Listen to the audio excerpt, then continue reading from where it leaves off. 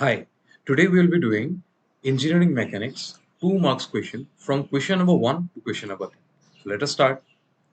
So this is the first question, very fantastic question from the chapter of collision,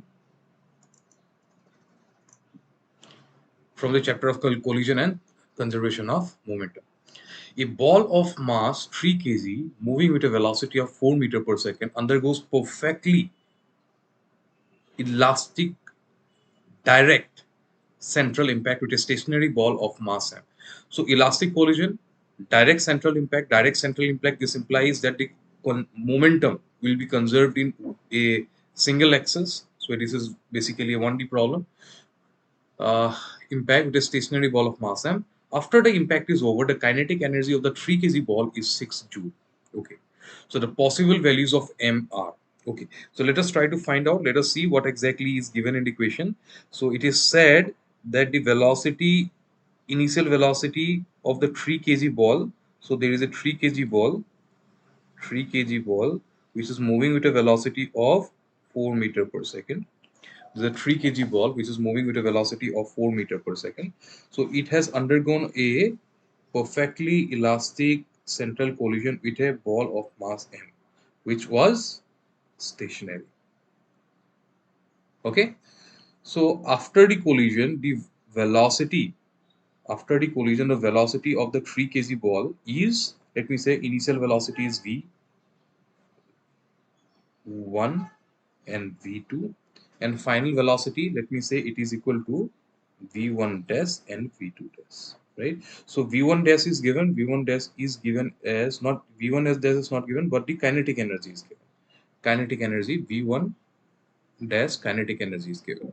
Okay, so we can find out v1 dash. How to find out v1 dash? I can say, since the kinetic energy is given, right, after collision, after collision I can find out the kinetic energy. Kinetic energy final is given as 6 joule, isn't it? अरे दिया हुआ है ना question में 6 joule, right? So what is the kinetic energy? I can write, I hope you know the formula for kinetic energy. Silly question. Is equal to 6. So m is equal to 3. Let me substitute the value as 3 here.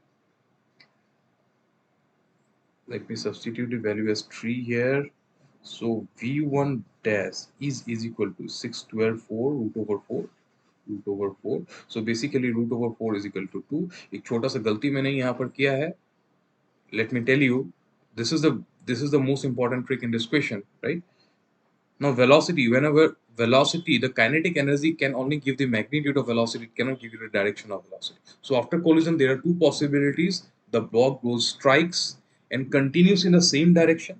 The v1 dash is in the same direction as that of v1, or after collision, the ball bounces back, right? So there are two possible, right? You can also make sure it through mathematics, because it is not just root over 4, so it will be plus minus root over 4. So the velocity v1 dash can be plus minus 2 meter per second. Okay, so this is the concept, this is the trick that needs to be maintained. Otherwise, what will happen, you will get the answer as b, you will get the answer as only 1 kg, whereas the answer is actually a 1 and 9 kg. So whenever you see this kind of options, you have to be a little bit cautious. You have to make sure, be cautious, right? Be cautious whenever you see the options this way, 1 kg, 1 kg and 9 kg. Be little bit cautious while solving it, that there might be some kind of trick in this question.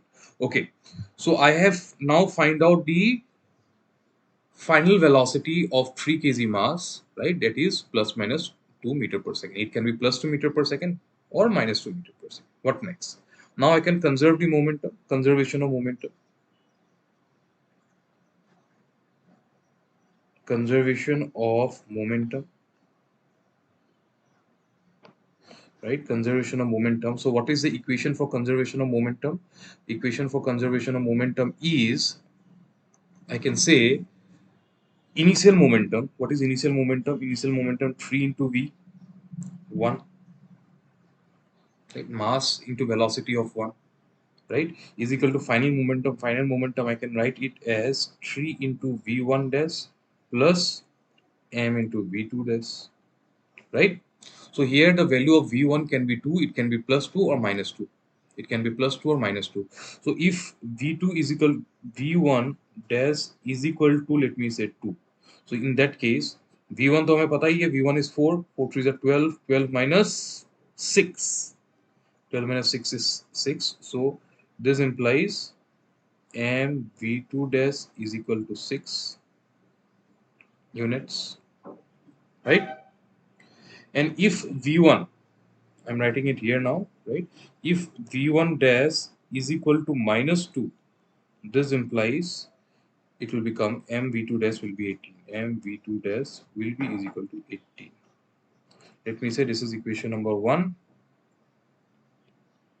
This equation number 2. So we have two equations, right?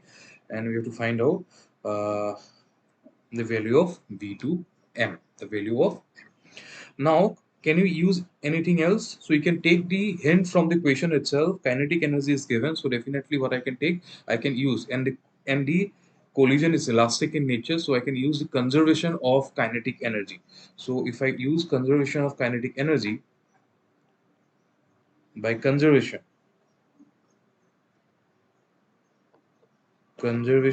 of kinetic energy, that is conservation of kinetic energy before and after collision, I can say kinetic energy initial is equal to kinetic energy final, right? Now let me make you clear that conservation of kinetic energy is applicable only and only for elastic collision. It is not applicable for inelastic collision.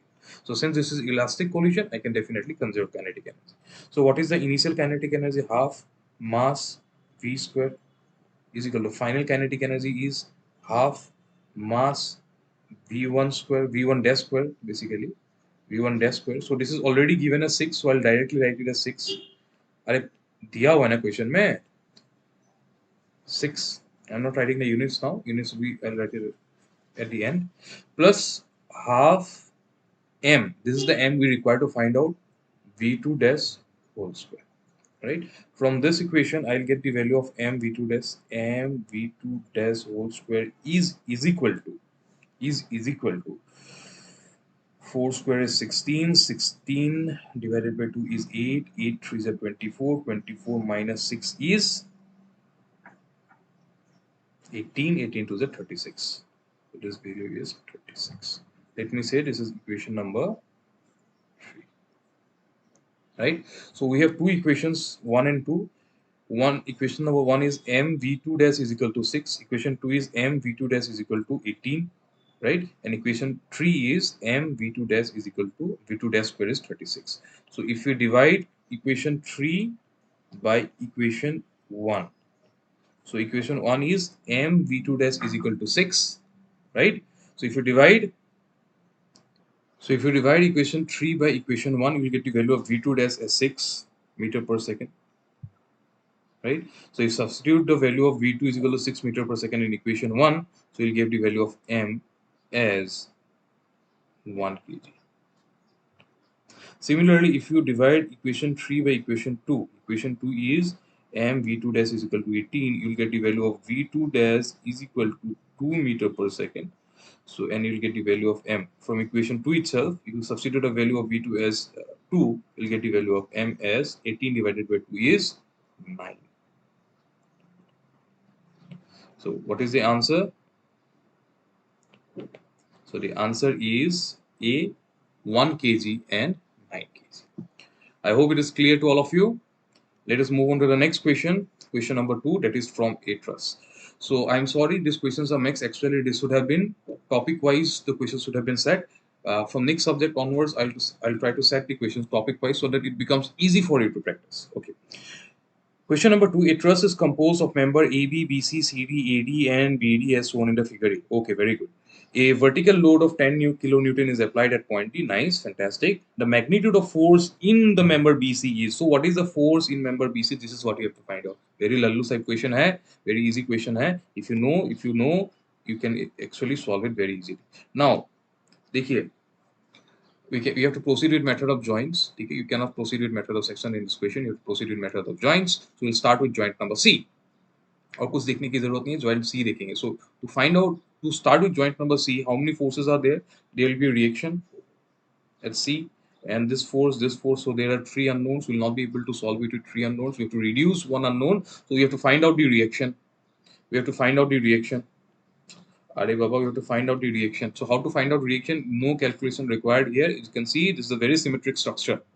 The very symmetric structure. So definitely the load will be distributed. Reactions you can easily calculate, right? It will be equal to 10 divided by 2, 10 divided by 2, 10 divided by 2, 10 divided by 2.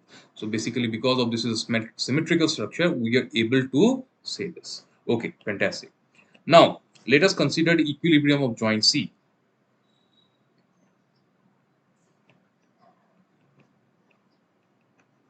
Equilibrium of joint C. So if I consider the equilibrium of joint C, so I'll draw the joint C here. So what are the forces here? So this is the reaction RC. This is what you have to find out. Let me assume the direction is to be this direction, and there is one more force, this one.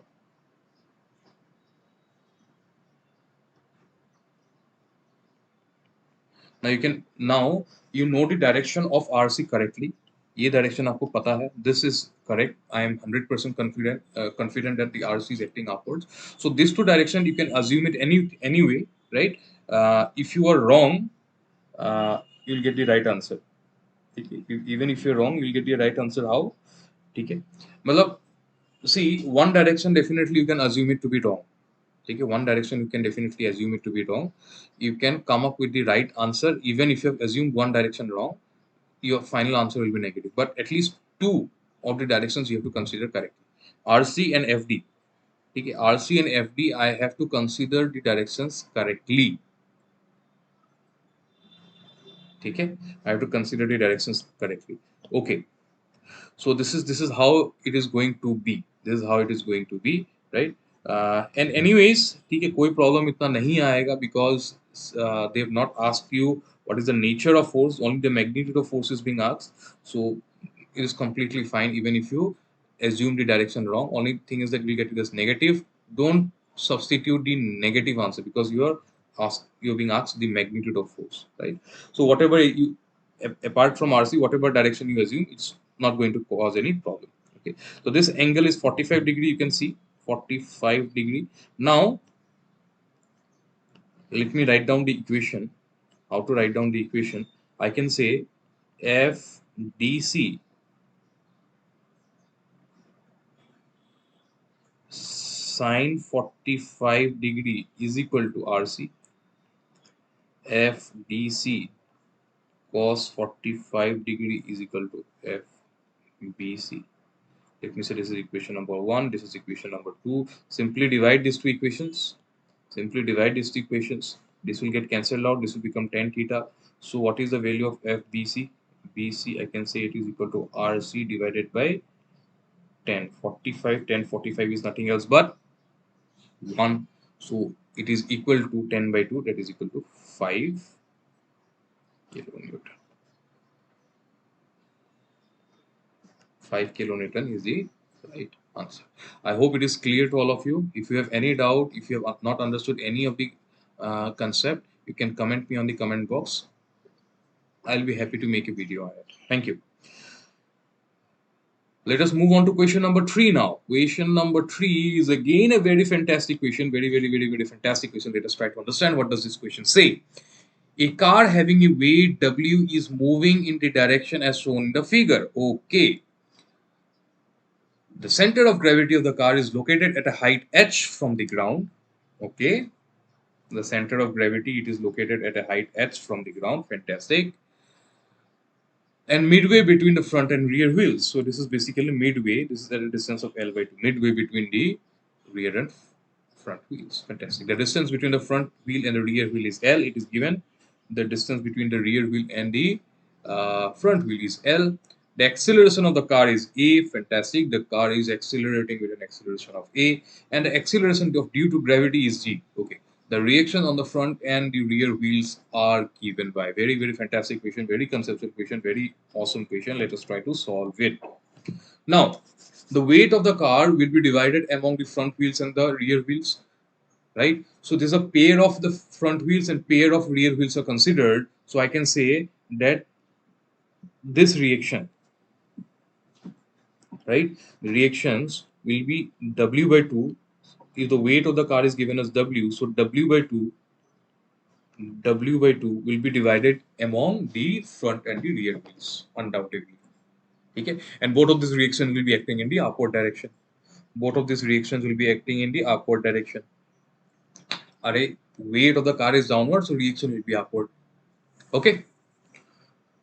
What else? Now, please try to imagine this. Okay? If somebody has a bike, then he'll be able to relate it much easier, right? This is something when I learned bike for the first time, it also happened to me. So when you are riding a bike, okay, when you are riding a bike, suppose you press the accelerator very, and this is something we'll also notice in movies, right, in stunts, right? So when you press the accelerator very fast, and at the same time if you release your clutch very fast, what is going to happen is that your front wheels of the bike, it will jump. Your front wheels of the bike is actually jumping. So why is this happening?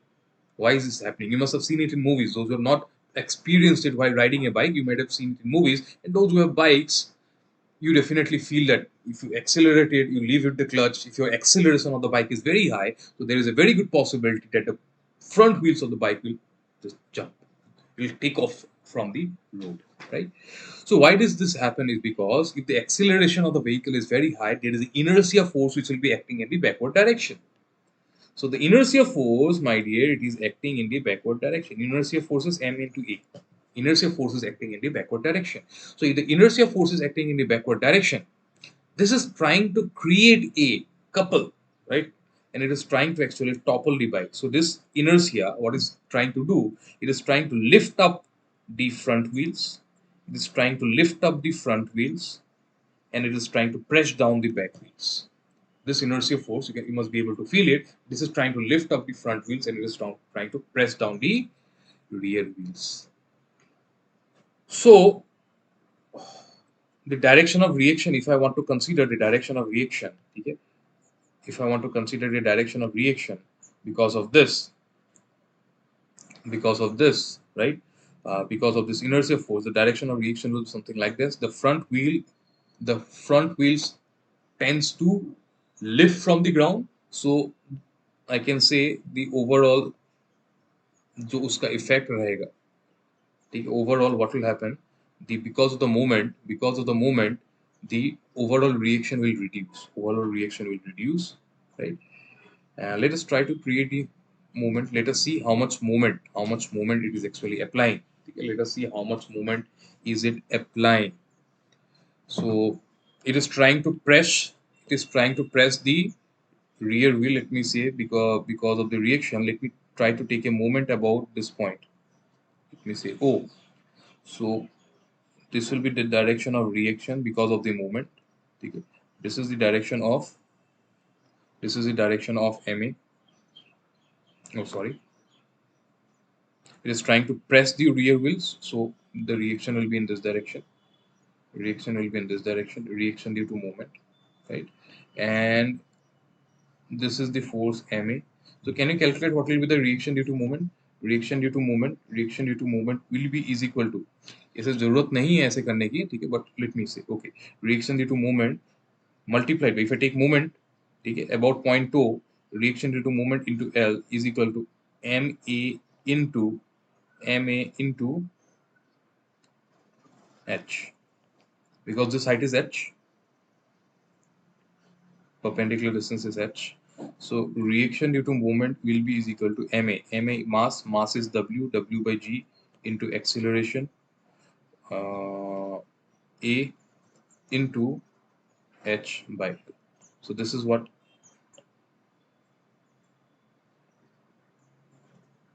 it will look like. Reaction due to movement. Now reaction due to movement, as you can see, feel, so how exactly this is going to act. So basically this moment, reaction due to movement, this will act in the, because of the inertia, the rear wheels will be pressed down. So if the rear wheels are pressed down, so what is happening? So reaction will be in the upward direction. and the front wheels are being lifted up, so I can say it is in the downward direction RM. So अगर आपको अभी total निकालना है, so what will happen, so the total reaction in the rear wheels will be W by 2 plus RM, and total reaction on the front wheel will be W by 2 minus RM, right? So let us try to see which figure out which option. I can clearly see it is option number B. RF front wheel is equal to W by 2 minus W by G H by LA, and rear wheels is equal to W by 2 plus W by G plus H by into E. Right? So very conceptual, very fantastic question, very fantastic question, right? Try to think, try to think. I don't want to do spoon feeding each and every step. बहुत clearly लिख के बता रहा हूँ. Try to put pressure on your brain. It is only then you'll be able to improve yourself, right? Try to put, because the basic hint of the question you have got it. Okay? I solved the complete question on you. But still, if you are unable to understand anything, please comment on the comment section. I'll try to help you out if possible. Okay, let's go to question number 4. A force of 100 Newton is applied on the center of the circular disc of mass 10 kg and a radius of 1 meter resting on the floor as shown in the figure. If the disc rolls without slipping on the floor, the linear acceleration of the center of the disc correct to 2 decimal places. Okay, so let us try to figure out what are the different forces acting on this sphere. So there will be mg force in the downward direction. There will be a normal reaction which will be acting in the upward direction, and there will be a friction force which is acting in the towards left. Right. So this is not static friction. This is rolling friction, and rolling friction I cannot determine by mu into n. Let me make it clear to you. Rolling friction cannot be determined by mu into n. That is not the formula. If it is static, even if it is not moving, if it is in static condition, then definitely I can say if it is limiting condition, it is equal to static friction can be given as mu into n, but rolling friction cannot be directly given. Okay, so what to do? How to solve this question? Right now, let me consider this point O. So if I want to find out what is the torque about point O, can I say torque about point O is equal to 100 into radius r? The torque about point O is equal to 100 into radius r. So torque about point O is 100 by radius r. Can I call this as is equal to I into alpha? Torque is equal to I alpha, right? Now, what is the value of I?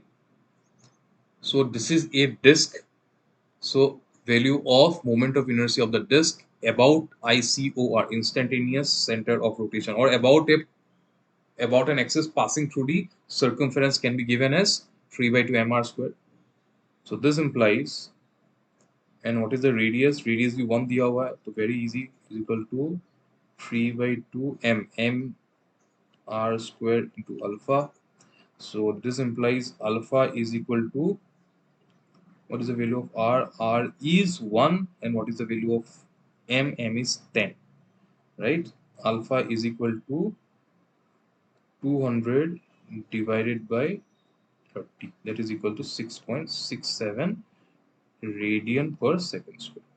This is the value of alpha, right? Now acceleration of center of mass is been asked. Okay?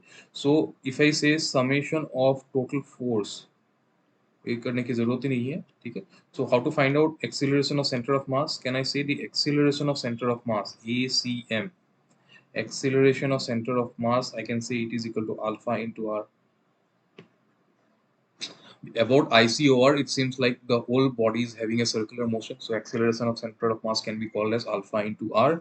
So alpha into r, so alpha is 6.67 radian per second square, r is equal to 1 meter per second square. So the answer is acceleration of center of mass correct to 2 decimal places is 6.68, because 6.67777 ऐसा आएगा ना, 6.68 meter per second square. This is the answer.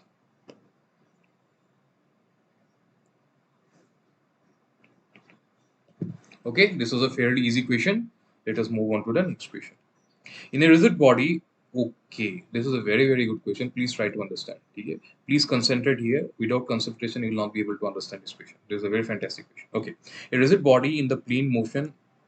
Plane motion. So what is plane motion? Plane motion is any general kind of motion. Okay? There is no definite definition of a plane motion. So the body might be rotating at the same time. It is also translating. It is any it might be happening in any way, right? So rotation plus translation in no proper order, right? कुछ भी हो रहा हो, okay, but in a plane. but in a plane. It is not moving in a 3D, right? It is moving in a plane. So the body might be rotating at the same time. The body might be rotating, and also it is translating at the same time. So this kind of motion is a plane motion. Okay. The motion, the point R is accelerating with respect to point P at 10 angle 180 degree. So this was hard.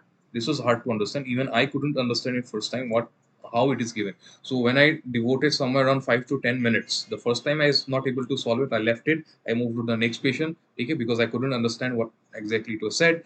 Next time, with a fresh mind in the morning, I came, sat down, and it took me somewhere around 2 to 3 minutes, 4 5 minutes to understand. Oh, this is the scenario, because I've never seen this kind of representation of acceleration. So, with accelerating with respect to point P at 10 angle 180 degree meter per second square. All of us know that acceleration is a vector quantity, so direction, magnitude as well as direction. So, with respect to point P, what is the acceleration of point R? So, it is equal to 10 meter per second square at an angle of 180 degree. At an angle of 180 degree, it is with respect to P. So if you see, this is the position vector of R with respect to P. So what will be the 180 degree? This is 180 degree. Right? So basically, the acceleration of point R with respect to P is directed towards P. Is directed towards P. So when is this possible? When is this possible? This is only possible in circular motion. So from here, you have to take the clue that the body is actually executing a circular motion about point P. Why circular motion? Then only this acceleration is actually radial acceleration of point R. This is nothing else but the radial acceleration of point R. This is the radial, because with respect to point P, it is directed towards point P. So there is only one possibility, that the whole body is actually having a circular motion about point P. If the body will have a circular motion about point P, all the points will have a radial acceleration which is directed towards point P. Right? So radial acceleration, so let us try to calculate. So radial acceleration of point R is equal to, can be given as radius of point R into omega square. This is equal to 10. So what is the radius of point R? It is given as 20. So omega, value of omega is root over 10 by 20. This is equal to 1 by 2 radian per second. So I found out omega. So what is the angular velocity of the disk? Okay. Now what is the next point? Is the instantaneous acceleration of point Q is 0. Now instantaneous acceleration of point Q is given to be 0. देखते हैं how it is possible. Think. If the whole body is having a circular motion about point P, so definitely point Q will have an radial acceleration, because radial acceleration cannot be 0 for circular motion, right? It will have a radial acceleration. Definitely, it will have a radial acceleration. Definitely. So can you calculate what is the radial acceleration at point Q? Radial acceleration at point Q can be given as radius of point Q into omega square. That is, radius of point Q is 12. 12 into 1 by root 2 ka whole square to 1 by 2 is equal to 6. Radial acceleration of point Q is equal to 6 meter per second square. So definitely there exists a 6 meter per second square acceleration towards point P. Why towards point P? Because the body is having a circular motion about point. Now in the equation, if you see in the equation, instantaneous acceleration of point Q is given to be 0. So when is that possible? That is only possible if the net acceleration of point Q is 0. So radial acceleration is 6. If you can imagine that the whole body is actually having a translation with an acceleration of 6 meter per second square. The whole body is having a translation of 6 meter per second square. Then what will happen? Then my dear, I can say that the point Q will also have a 6 meter per second square of acceleration in the downward direction. So this two will cancel out, and the instantaneous acceleration of point Q is actually 0. So if the whole body is accelerating downwards with 0.6 meter per second square, so the point R will also move down with 6 meter per second square, point P will also move down with 6 meter per second square. The whole body is moving down with 6 meter per second square. So that is why the acceleration of point R is asked. Okay? So the point R, if you try to draw point R, so there is a acceleration of 6 meter per second square in this direction. There is an acceleration of 10 meter per second square in this direction. So I have to find out the resultant. So resultant, to find out the resultant, I need the angle between the two. I need the angle between the two. So can I find out this angle? Let me say this angle is phi. So what is phi?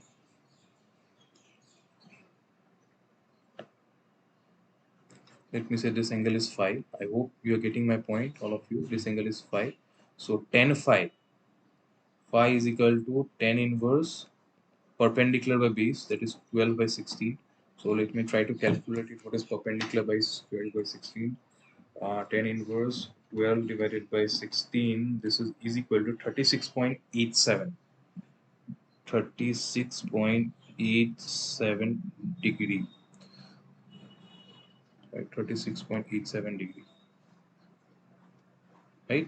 So what will be the total angle theta? And I said theta is equal to 90 degree plus 36.87 degree. It is equal to plus 90 अगर कर देंगे 126.87 126.87 degree. अरे 30 plus 90 क्यों किया? Why 90? Because this angle is 90 ना? This angle is 90. This angle is 90. So total phi, total theta, if I say theta is equal to 90 plus phi, that is equal to 126.87. Okay, so now I can use the formula for resultant. What is the formula for resultant? R is equal to, let me draw and show it to you here. This is 10 meter per second square, and this is 6 meter per second square, and this angle is theta, which is equal to 126.87, right? So R is equal to root over 10 square plus 6 square plus 2 into 10 into 6 into cos of 126.87.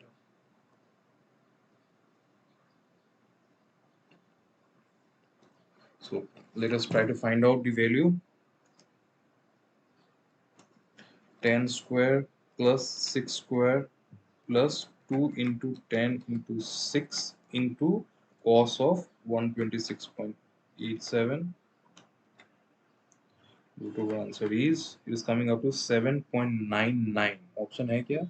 8 option is there, definitely. So this is basically 7.9999. So I can simply say it is equal to 8 meter per second square.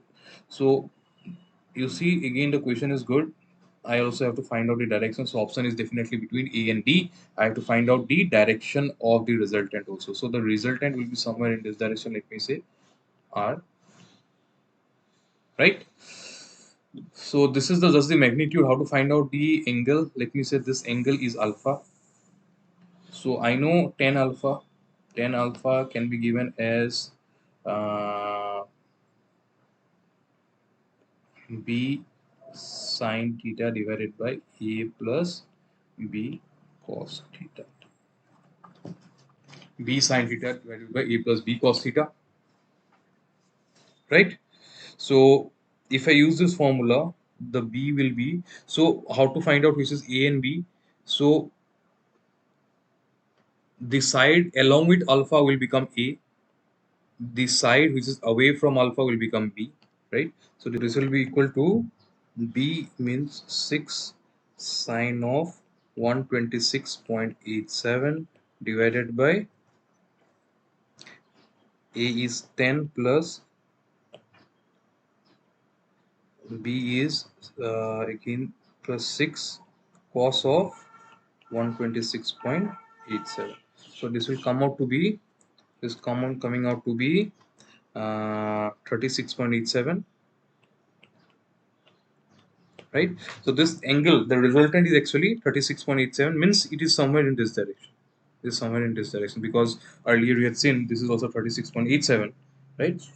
Somewhere in this direction. So the acceleration is in this direction. The net acceleration of r. The net acceleration of r is in this direction. So what is the angle now? So this is already making an 180 degree. This is already making an 180 degree, and this angle you have found out to be 36.87. So if you add it, so this is somewhere around 216.87. So it is closer to 217. So the answer is D,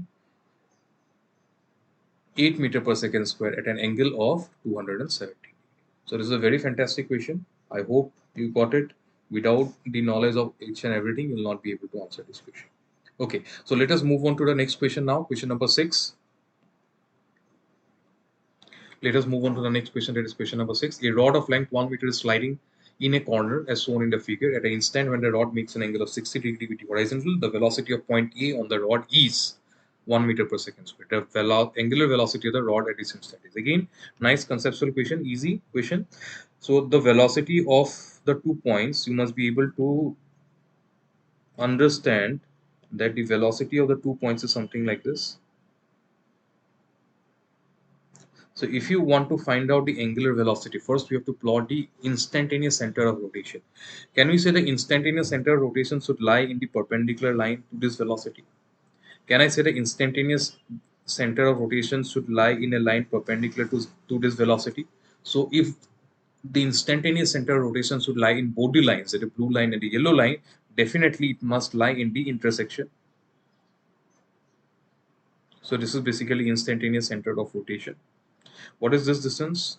This distance is 1 cos 60, 1 cos of 60. So this becomes the r.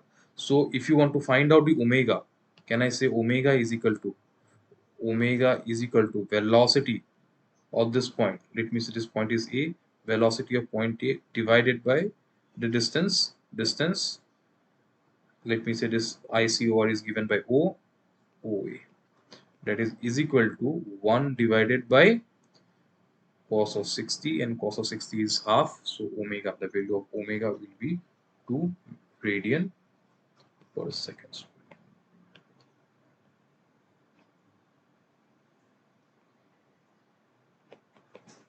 I hope this is clear. So the answer is A, 2 radian per second square. Let us move on to the next question. Okay. A block P of mass 2 kg slides down the surface and has a speed of 20 meter per second square at the lowest point Q. So here the velocity of the block is slides down, and here the velocity of the block is 20 meter per second square. 20 meter per second. The lowest point Q, where the local radius of curvature is 2. So the radius of curvature at this point is 2, right, as shown in the figure. Assuming G is equal to 10, the normal force at point N is. So if you should be able to realize the when the block is at lowest point Q, so it is actually having a kind of the part of circular motion. So it is trying to move in a circle. So if you understand this fact, you'll also understand that the net force in the downward direction will be mg, that is the weight, plus the centrifugal force, the inertia force, mv square by r, right? And in the upward direction, you'll have a normal reaction n, right? So I can say the normal reaction n is equal to mg plus mv square by r. So mg is the mass is given as 2 kg, 2, g is given as 10, 2 plus 10, m is 2, velocity is 20 square divided by r, radius is given as again 2, 420. So the answer is 420 Newton. Answer is 420 Newton. Sorry. Answer is 420 Newton. I hope it is clear to all of you. I hope it is clear to all of you.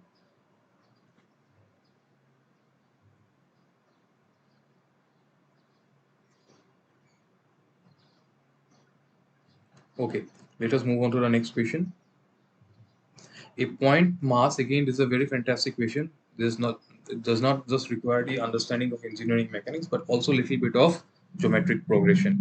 So very nice question, fantastic question. Let us first try to understand what does this question say. So, okay. Okay. Let us try to understand. A point mass is shot vertically up from ground level with a velocity of 4 meters per second at time t equal to 0. It loses 20% of its impact velocity after each collision with ground. Assuming that the acceleration due to gravity is 10 meters per second square and that the resistance is negligible, the mass stops bouncing and comes to complete rest on the ground after total time in seconds. Let us try to understand. Okay? The ball is shot up with a velocity of 4 meters per second. 4 meters per second. Right? So it will go up, it will come to rest, then it will come down. So by conservation of energy, I can say when it comes down, it will approach just before hitting the ground. It will have a velocity of 4 meters per second. It will have a velocity of 4 meters per second by conservation of mechanical energy. Right? So what is the time elapsed? Can we calculate what is the time elapsed? Can I say time elapsed can be calculated v is equal to u plus at. So if I am considering the upward direction as positive, so u will be positive, v will be minus 4 is equal to u is plus 4, and acceleration is always downward, so it will be minus 10 into t. So time will be is equal to 0.8 second. Right? So total time taken in this, like ball going from the bottom reaching the top and again coming down is equal to 8 seconds. Right? So after striking the ground, the ball will lose its velocity. Right? After striking the ground, the ball will lose 20% of its velocity. Its new velocity will become actually 0.8 times the earlier velocity v. 0.8 times v. There is 0.8 times 4. So that is equal to 0.32. So it will also come down with 0.32. Sorry, 3.2. Right? So it will keep on happening and the velocity will keep on reducing. Ultimately, the velocity of the ball will reduce to 0. So what is the total time when the ball comes to rest? This is the question that is being asked. Comes complete on the ground, right? It's not bouncing off from the ground. It might be having a horizontal motion because of no resistance, but it's actually not jumping from to and from. Right? So देखते हैं एक formula बनाते हैं. Let us try to see. I can say that velocity v is equal to u plus at, right? This implies time t is equal to, it can be written as, the time t can be written as v minus u by a, v minus u by a, right? Now since I just want to take the magnitude, why I want to take the magnitude? Because you can see here, it will come up positive and negative because u is in upward direction, v is in downward direction, right? So if I only take the magnitude, I can simply say,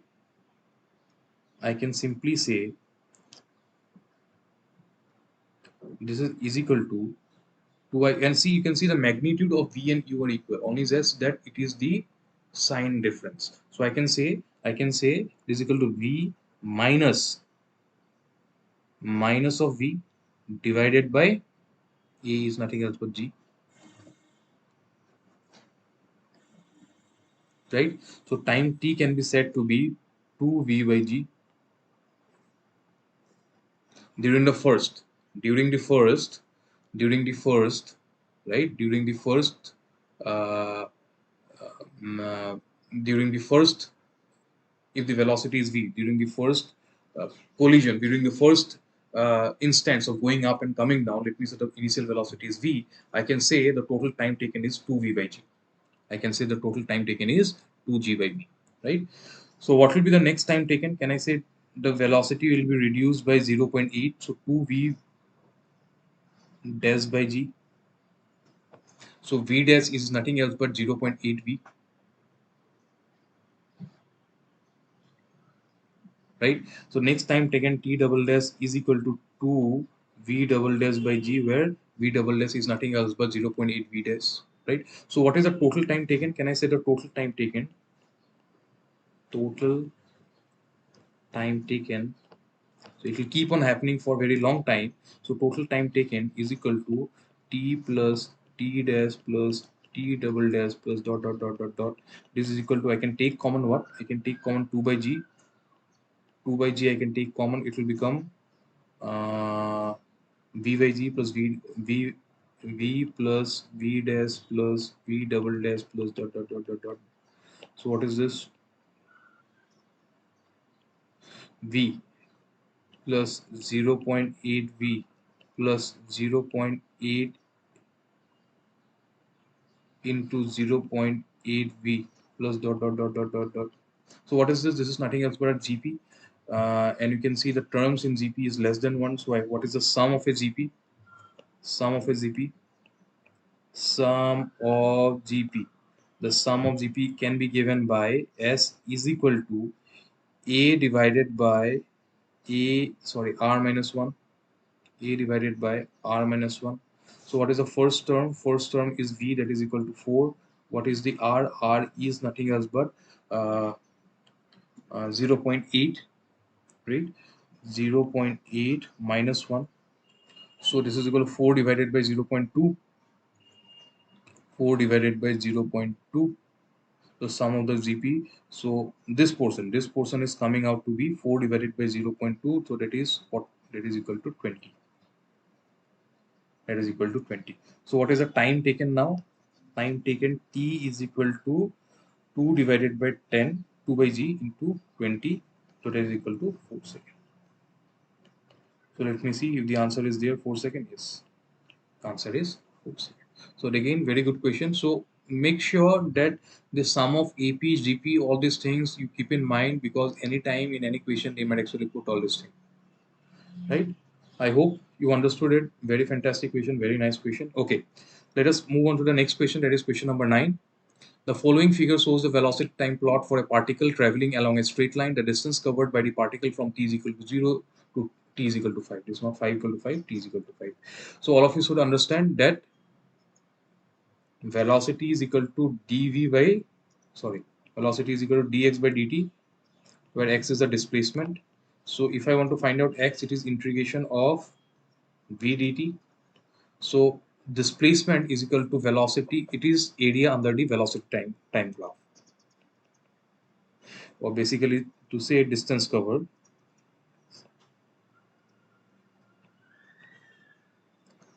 is equal to area under velocity time graph.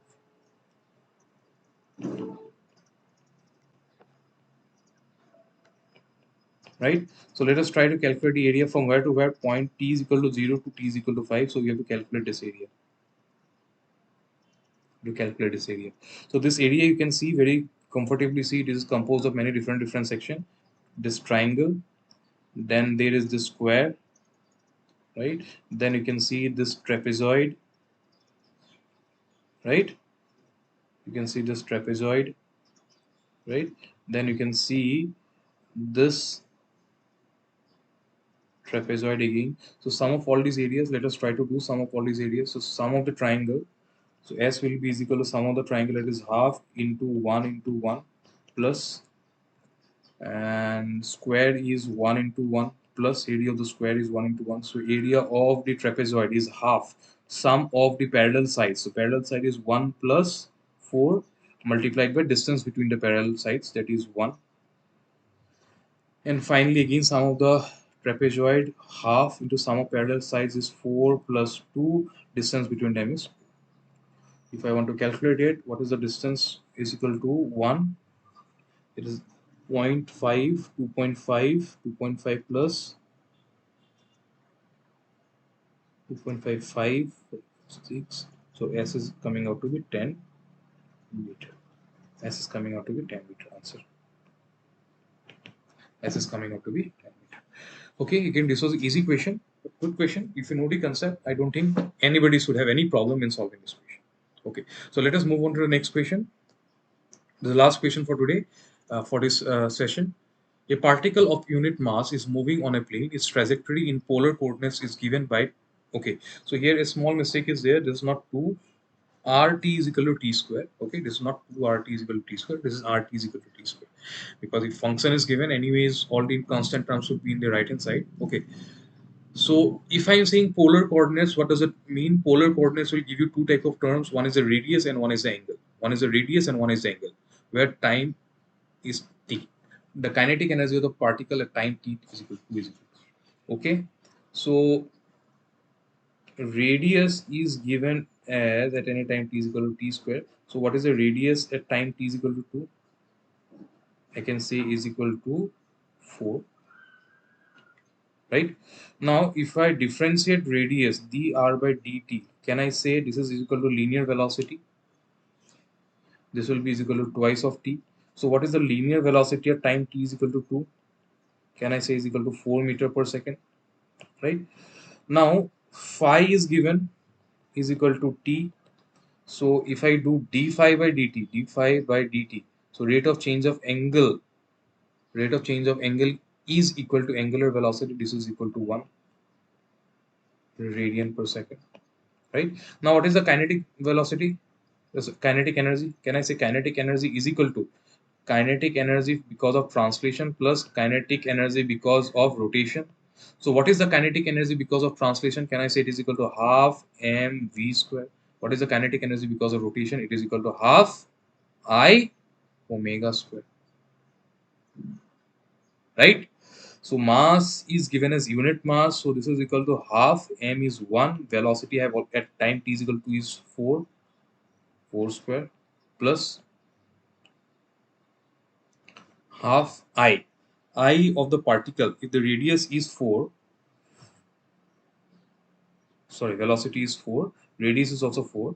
So radius is 4. So I can say I is equal to mr square. M is 1. R means 4 square into omega is 1 radian, 1 square. So this is coming out to be 4 square 16 by 2 8. 4 square 16 by 2 8 plus 8 is equal to 16. So the answer is 16. What is the answer? Answer is 16. So I hope you have understood question number 1 to 10. If you are facing any difficulty with respect to any concept, you can tell me. I'll try to make a video on that concept. Okay. Thank you. Best wishes to all of you.